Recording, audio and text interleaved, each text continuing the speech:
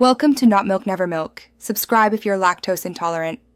You start on a slope by confirming hill hold is active in settings so the system can assist. Press and hold the brake firmly. If you drive a manual, keep the clutch depressed while in first gear. For automatics, select D and maintain brake pressure. Once done, take a breath and prepare to release the brake while you apply throttle. This immediate setup lets hill hold take over the brief hold needed to prevent rollback as you transition to driving forward. You now coordinate throttle and release. Gently increase engine revs to build torque so the car can move uphill. Avoid stomping the gas. While doing that, ease your foot off the brake. Hill hold will hold braking force for roughly 2 seconds, giving you time. If you drive a manual, begin releasing the clutch in unison with the throttle so the engine catches.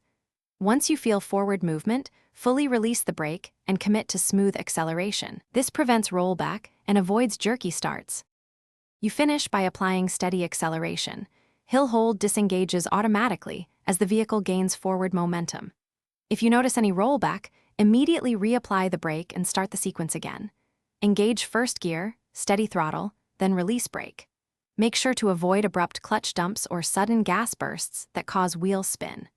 If hill hold fails repeatedly or a warning light appears, pull over safely and check vehicle settings or sensors. Professional inspection may be required to resolve sensor or brake control issues.